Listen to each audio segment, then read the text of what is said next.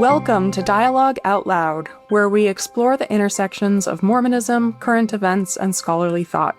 I'm your host, Margaret Olsen Hemming, the co-editor of Dialogue, a journal of Mormon thought.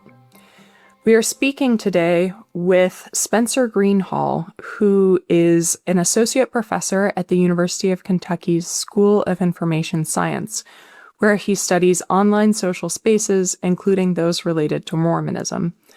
As a member and a minister in Community of Christ, he is also interested in restoration theology, especially as it relates to the Book of Mormon or technology.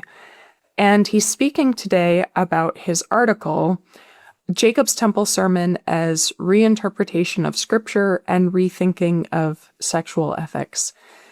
And I'm excited to talk about this today. Welcome, Spencer. Thank you so much. It's a real honor to be here. So your article is up on our website for readers to read for free. It's also available to listen to, or you can read it on paper for those who subscribe. But for those who have not read it yet, can you give us a little bit of a summary of your argument and what you describe in the paper? Sure. So my argument is building on the argument of others, so I'll give a little bit of context first. So in the Book of Mormon, there's a famous sermon given at the Nephite Temple. It's in Jacob chapter 2, and this sermon has often been invoked to defend traditional religious teachings about sexuality. There's a line in there about God delighting in the chastity of women, and that particular idea and the broader sermon have often been used to say chastity, it's great. Let's adopt this as part of our sexual ethics. But there have also been many people over time who have noticed that what Jacob is talking about suggests something that is deeper than just a straightforward rule about sexual ethics. There are actually some underlying values that seem to drive what Jacob is talking about.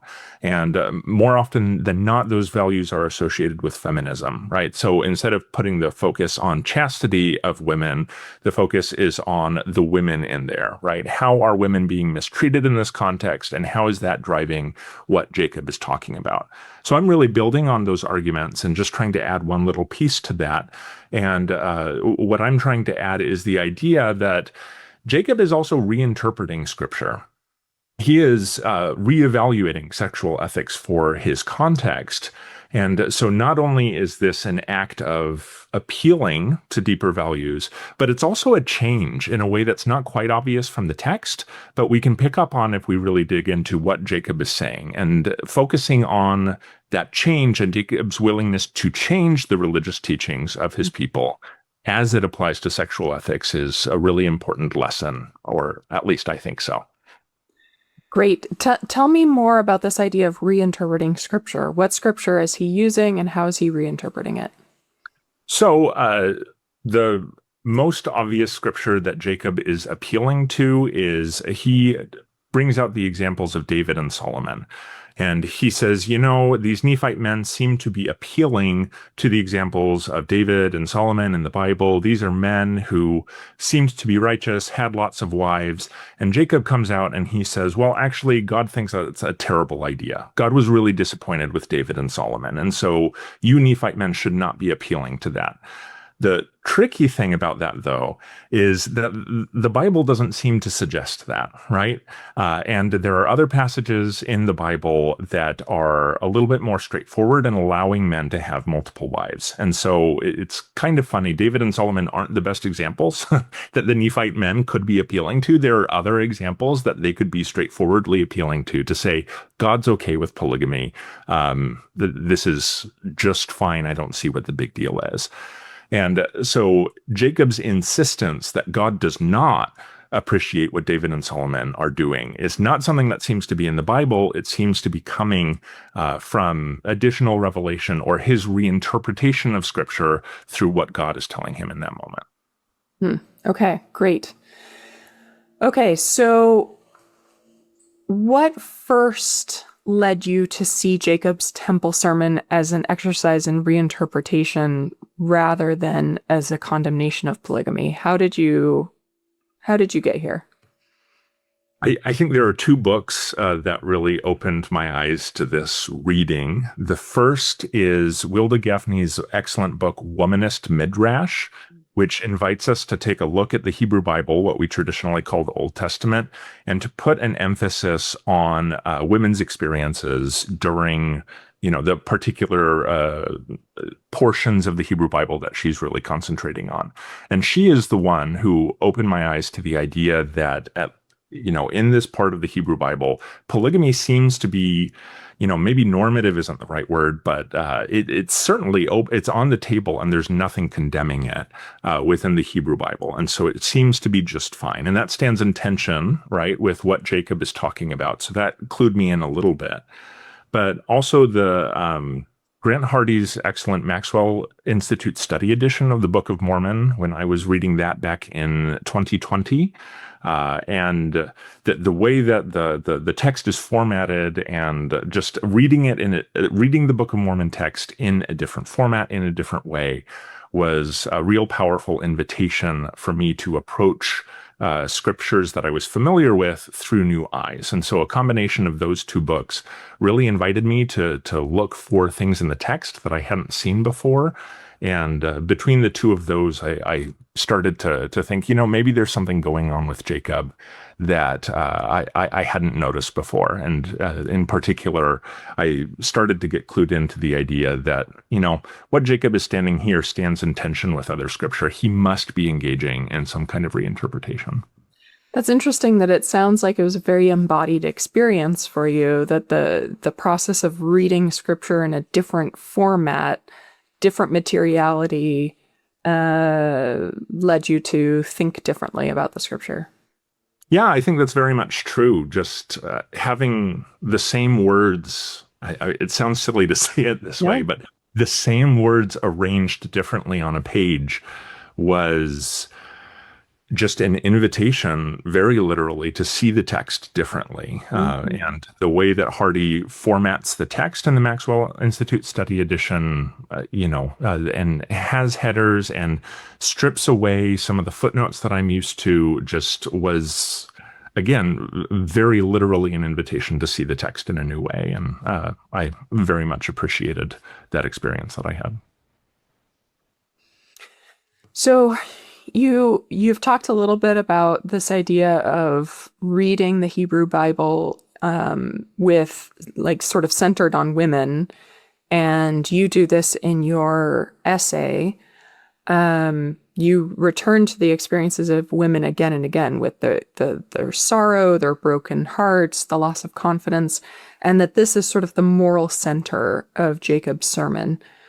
Why do you think in Restoration theology we have sort of overlooked that aspect of this text? Not everyone, as you said. There are people who have written about this topic, but why, especially when there are so few women in the Book of Mormon, we have these women, and yet we don't really center them when we're talking about this book.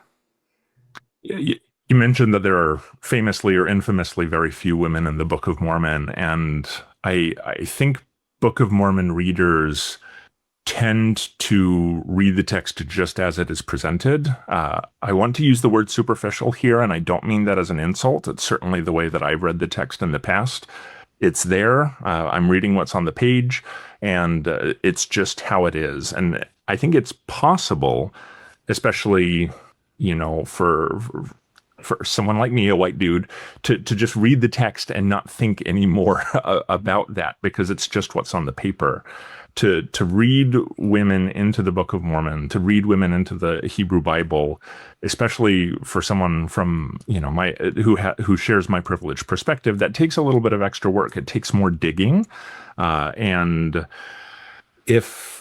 I think it takes a different relationship with Scripture, a willingness to read between lines or even push back against what's in the text, to bring values to the text and compare the text to those values. And that's something that has to be learned. And I don't think it's everyone's first instinct with Scripture, especially not for those in restoration traditions, where I think we have a tendency just to read what's on the page and assume that it's as straightforward as it is right there.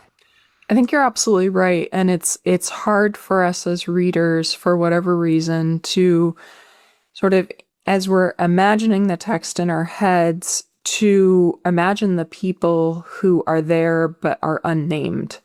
And of course, women are in the Book of Mormon. I mean, it's a whole civilization. But it's like something, there's like a little bit of a hiccup for us if they don't have a name. Then in our sort of visualization of the text, they're just not present.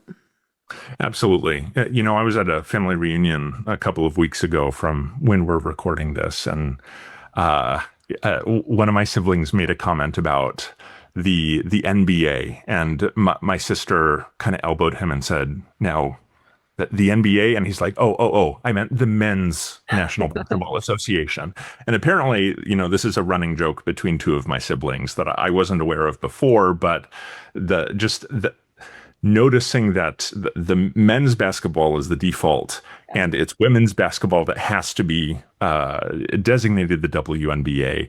And I thought that was just a wonderful example of shifting our perspectives and shifting our default assumptions about things. So yes, it takes a little bit of a shift of what we're doing. But once we realize there's a shift to be made, it does look a little bit silly. The assumptions that we bring to the text or to a broader cultural phenomenon without thinking too carefully about it.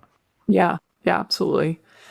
And you, in your article, you draw from feminist theologians like Margaret Farley and Marcella Alphonse Reed and Lisa Cahill, alongside Book of Mormon scholarship, which I'm always so appreciative when people who are studying the Book of Mormon do these sort of cross, pulling from people who are outside of restoration theology or outside of, the LDS Church or the Church of Christ, because I think it there's so much richness there to pull in, like you have with biblical scholars, feminist scholars. So what did these feminists, what did feminist ethics, how did it help you see, what did it help you see in Jacob that you don't think traditional readings have appreciated? Well, thank you.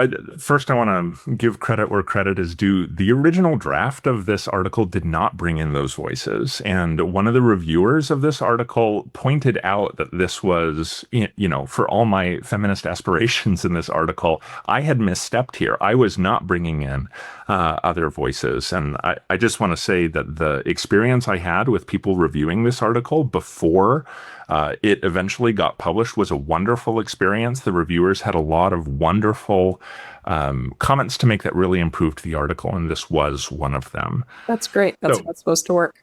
That's exactly how it's supposed to work. And in my day job, it doesn't always work like that. But this was one of the best review experiences that I have ever had. And there are parts of it that are so much stronger for that. So if those anonymous reviewers are listening, thank you.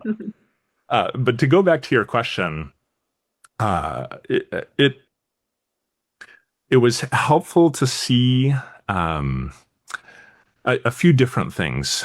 First of all, to see how what I said Jacob was doing was something that actual feminist ethicists are also doing, deliberately bringing values into conversation with Scripture. And I actually come away with the conclusion that Jacob's making a great step here. He doesn't have the most elaborate theory of sexual ethics, and he could maybe be a little bit more feminist in what he is doing. So being able to compare what he is doing with what contemporary feminist ethicists are doing, and especially those who are speaking about sexual ethics and speaking about Scripture. So one example, I suggest that Jacob's main value that he is bringing to this is a minimization of harm. And it was very interesting after those after those reviewers stepped in and said, you should really bring this into conversation with feminist ethicists and what they are doing, to read Margaret Farley in particular and to notice that she starts right with the minimization of harm, but she also says that's a great first step. It's not quite enough. That was helpful for me in some ways validating my reading of Jacob and saying, if Jacob is really emphasizing minimizing harm, that's a great first step. But to also say Jacob is just a first step. If he invites us to bring our interpretation of Scripture into conversation with one particular ethical value, he also does not do the work that we need to do as readers of the Book of Mormon to tease out other values that we are bringing in. So I think that was very helpful in framing Jacob as an example of something good, but really just a first step towards a broader conversation that Book of Mormon readers need to have to make the most of the example he's setting for us. Yeah, excellent. I love to hear that. I think one of the things that may be sort of most surprising or disturbing is probably the wrong word, but a little bit shocking to readers is that you speculate that Jacob may be pushing back against aspects of Nephi's legacy, particularly regarding polygamy. And that's a very provocative reading. I think we tend to think of Nephi and Jacob as sort of in lockstep. So what do you hope readers will gain from taking that possibility seriously, even if they disagree? And tell me more about this idea or this argument. Sure. So I'll start with the second part of that. What exactly am I doing here? I do suggest that Jacob is maybe breaking not only with scriptural precedent, but also with prophetic tradition. And that is a reading I kind of stumbled into. I didn't sit down to write this article and intend to make that argument. But I do end up suggesting that maybe Nephi was somewhat sympathetic to the idea of polygamy, and that Jacob is frustrated with that, and he is needing to push back against that. Maybe he sees his brother as having created this problem that he has. He's chastising the Nephite men. He's saying, look, my father Lehi was always against polygamy. Why are you on board with this idea? And I suggest maybe Nephi has something to do with that. That's a speculative reading, right? We can't know for sure. But I mentioned Grant Hardy earlier. He makes two observations about Nephi in one of his books that I think create the room to understand things this way. The first of those is that Nephi may not have had sons. There's a little bit of ambiguity about his successor as king. It doesn't seem to be one of Nephi's own children, and it could be that Nephi did not love that idea, would have loved to have a son, could not imagine anyone but a son being his successor as king. And the second thing is Grant Hardy notes that Nephi is not very straightforward when it comes to discussing tensions between Nephi and his father Lehi. So, for example, Lehi doesn't seem to have anything to say to Nephi after the slaying of Laban. If, right, God is 2 thumbs up for Laban's slaying, then maybe Lehi would have been there to pat him on the back and say that this was absolutely what you should have done. No conversation like that. Also, when Lehi is about to die, he has a conversation with many of his children. He does not have a conversation with Nephi, or at least there's not one that's recorded.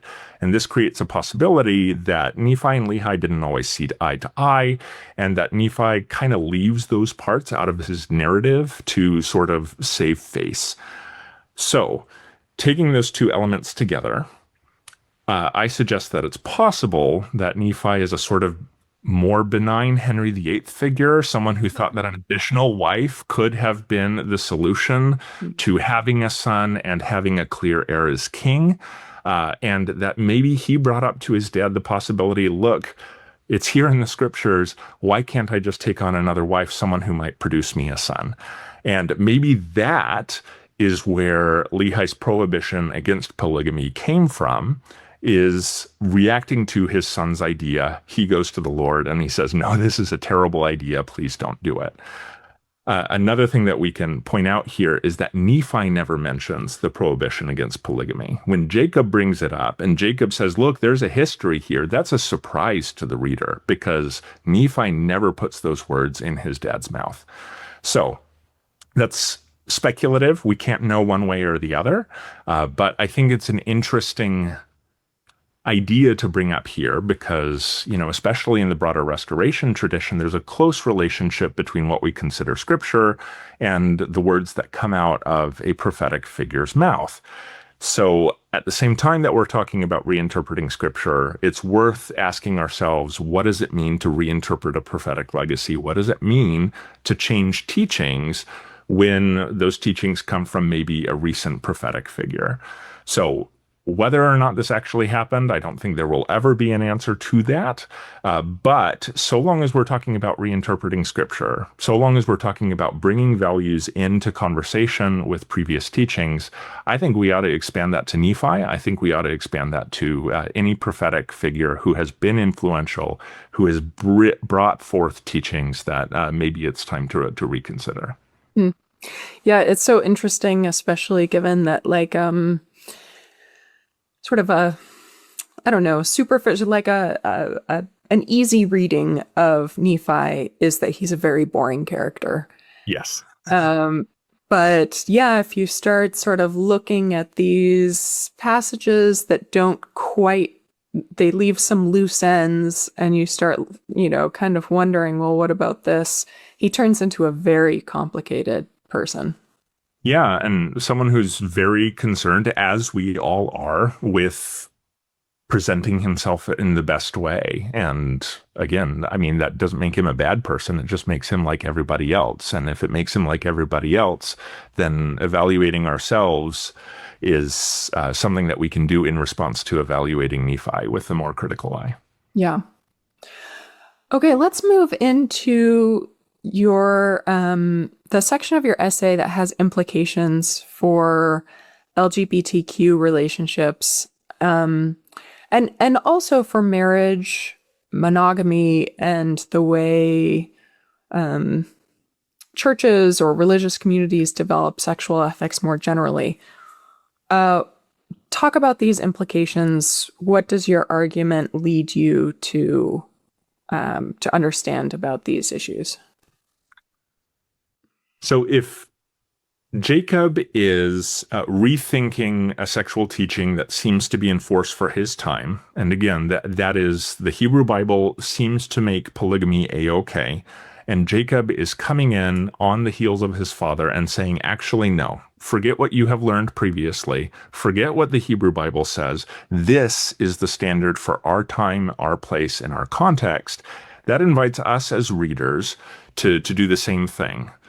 To not take things for granted, but to bring teachings into conversation with the context that we are in and the values that we ascribe to.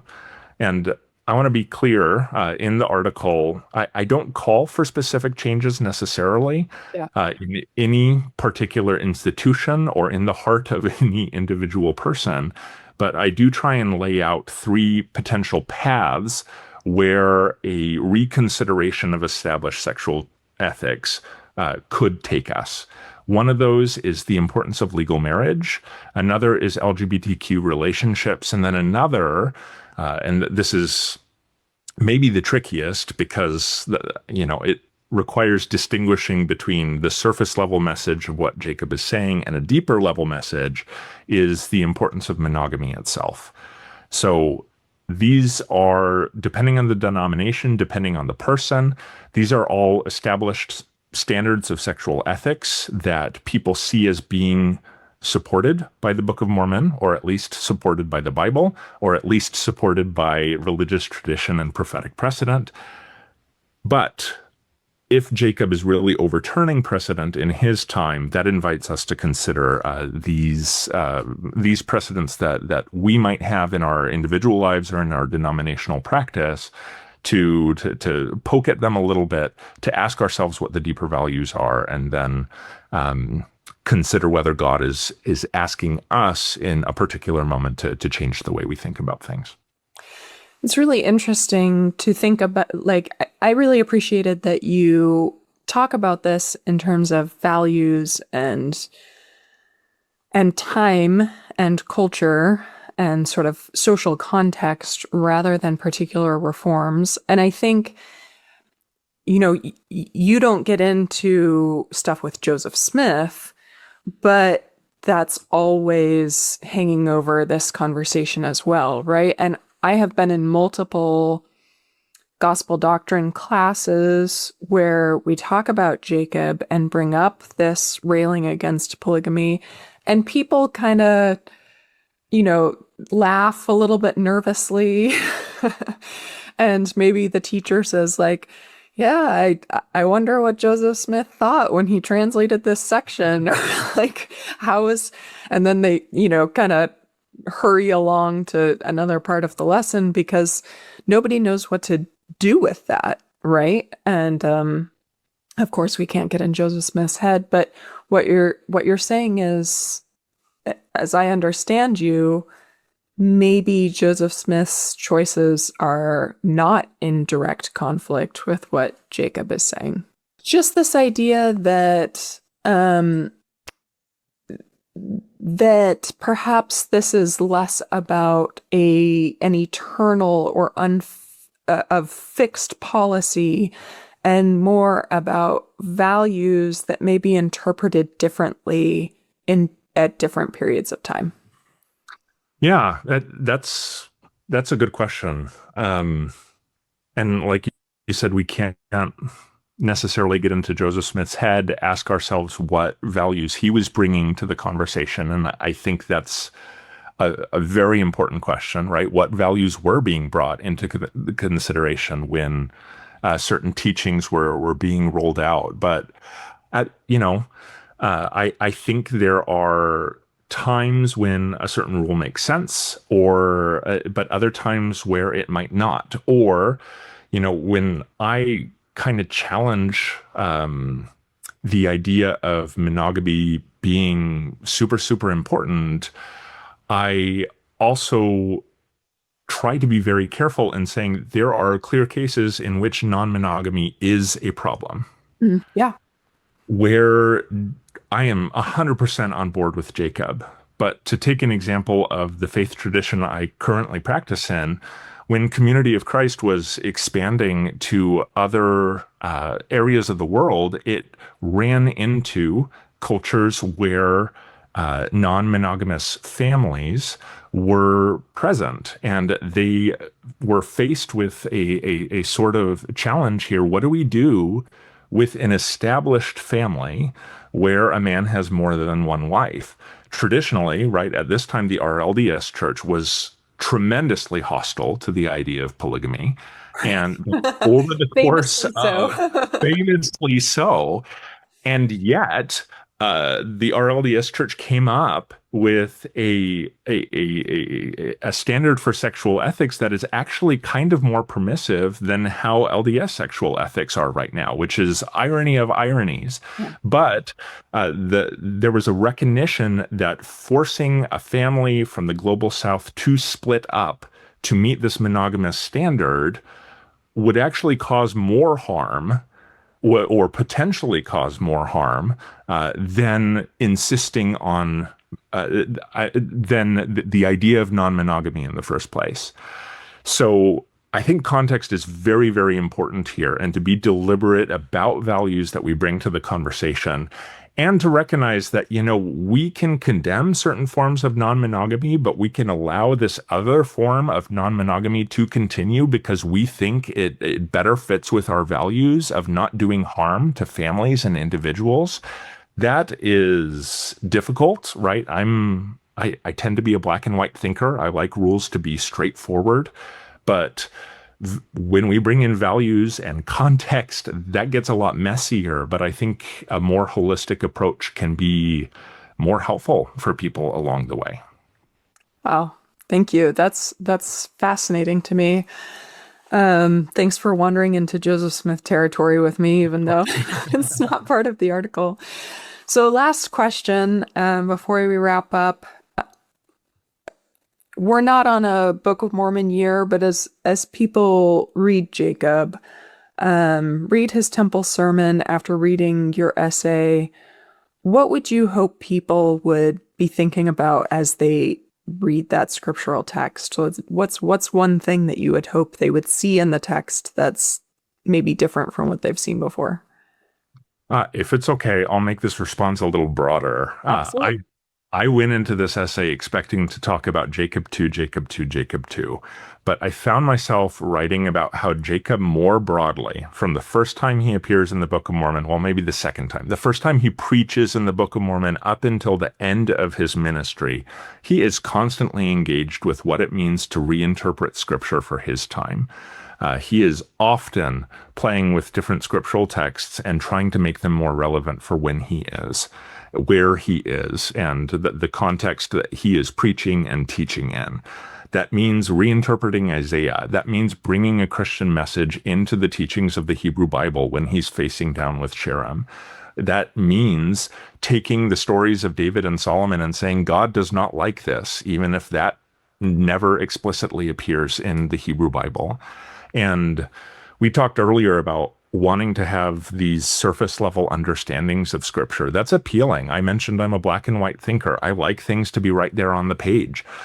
But I think if Jacob teaches me one thing, and if I hope Jacob can teach all of us one thing, it's that we are always in conversation with scripture. What is on the page is not necessarily self-evident. We've got to be in conversation with it. And if Jacob, right, is reinterpreting things to make sense for where he is and when he is, I think that gives us prophetic permission to do the same thing, to take these texts, to treat them seriously, to ascribe holiness to them, but also to stand in conversation with them and ask, what do they mean for us now? Even if that means departing a little bit or a lot of bit from how the words appear on the page. Yeah, well, thank you. I absolutely love that. This has been wonderful to talk to you. Thank you for joining us on Dialogue Out Loud today for this conversation about Spencer Greenhalgh's article, Jacob's Temple Sermon as Reinterpretation of Scripture and Rethinking of Sexual Ethics. You can read it in the summer 2026 issue of Dialogue, which is up free online now, or in print with a subscription. Spencer, thank you again for being here today. Thank you very much. It's been a real pleasure. And to our listeners, if this episode sparked something for you, we'd love to hear your thoughts. Don't forget to subscribe to Dialogue Out Loud, leave a review, and share this episode with someone who's ready to read the Book of Mormon with fresh eyes. You can read the entire article at dialoguejournal.com. I'm Margaret Olsen Hemming. Thank you for joining us.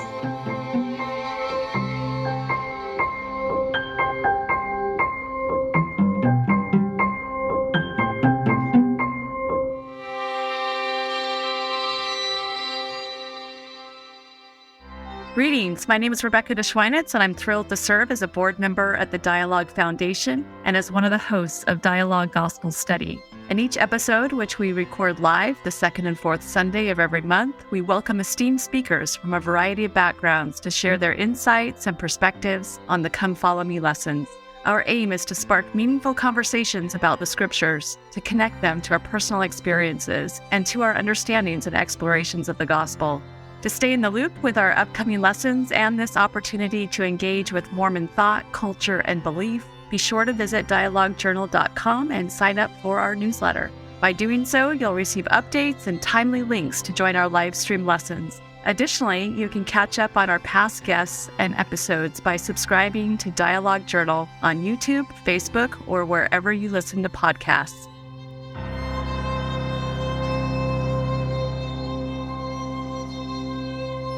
Dialogue Podcast Network.